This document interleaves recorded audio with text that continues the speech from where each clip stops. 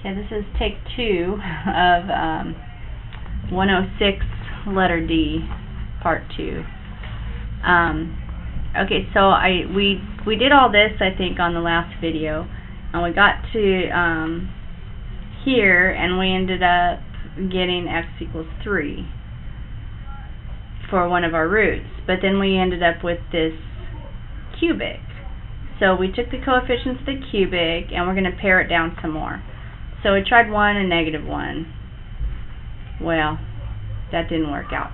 So then my next thing I would want to try would be something that goes into 10, so 2 or -2. But I kind of skipped those to make it go faster. I mean, I did them and they didn't work, so we're skipping those. Can't really edit. I don't know how to edit this YouTube thing yet, so I just kind of skipped those. 5 goes into 10, so I tried 5, and 5 actually worked. You know, I just did my synthetic division. So that gave me a root at x equals 5. And then it gave me this little quadratic here.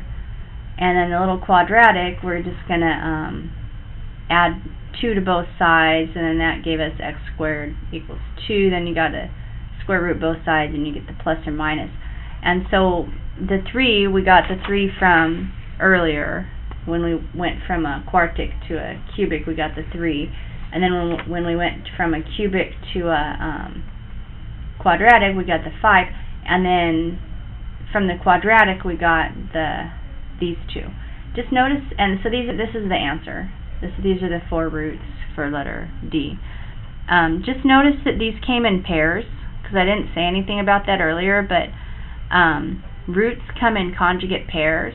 And also imaginary numbers come in conjugate pairs, and that's because the quadratic formula, you know, the quadratic formula, when you, like if you get a negative number, like say you have a quadratic, and somehow this part over here is bigger than this part, and you have something take away something bigger than itself, then you get a negative number under here, and remember it comes out as an I.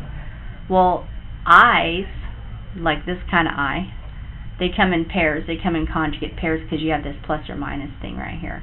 I'm telling you that because we're going to do letter F. So, and I already kind of did letter F. I messed it up and then I had to redo it. Letter F is saying, well, what does it say?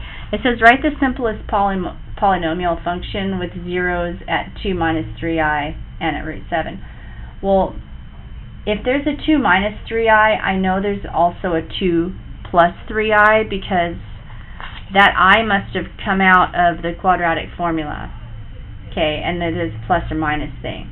So I know that if there's this 2 minus 3i, there's also a root at 2 plus 3i.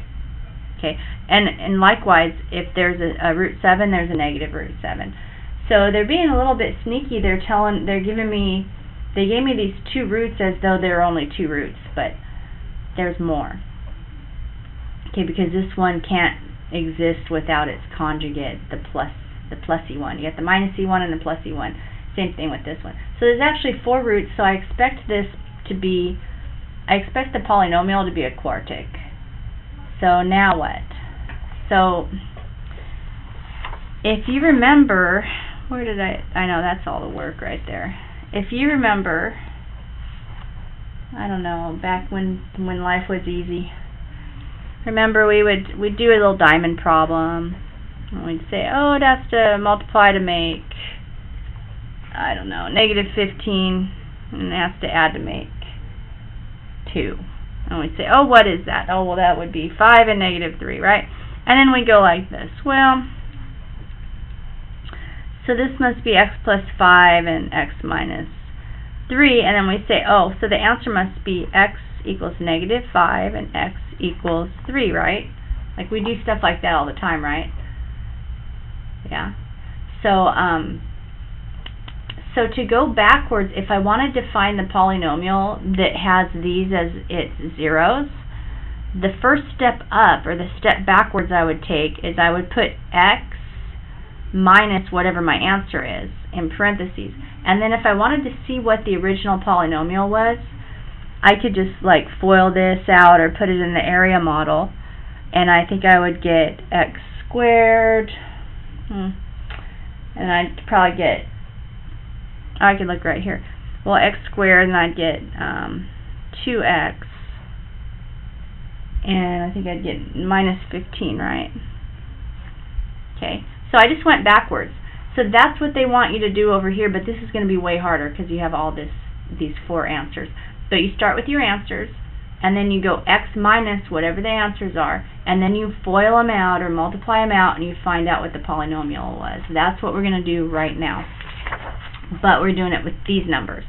Okay, so I went x minus this number, there it is, I know it's ugly, and x minus this number, and x minus this number, and x minus this number, and I did some distributive property right here. And then when I multiplied these out, I got this, because I got x times x is x squared, and the middle terms canceled out, and then, you know, take some time, pause the video or whatever, and multiply that out if you need to. You should get this. Okay, and then this, I have to multiply these two together, these two. So what I did is I stuck them in the area model, and then I messed it up, but it's fixed now. So, you know, area model, you multiply length times width or whatever. So some things canceled out, like I had a negative 6 here and a positive 6 here, so that's why they're like marked out. And I had a positive 3xi here and a negative 3xi here, so they canceled out. And then that one right there, it was negative 9 times I squared. Well, I squared is negative 1, so that's why I got 9. And then when I add the 9 and the 4, that's where I get the 13. I forgot to add my 9 to my 4 last time.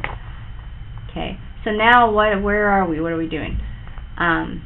Actually, this one I messed up. That's not a 4. I grabbed that 4 and forgot to add the 9 to it. That's a 13 right there.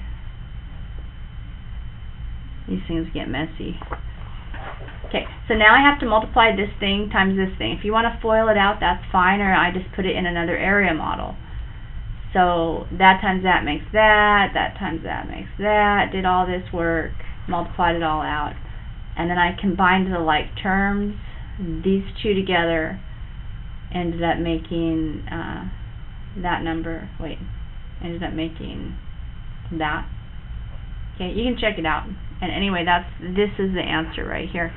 I'll write it so you can read it.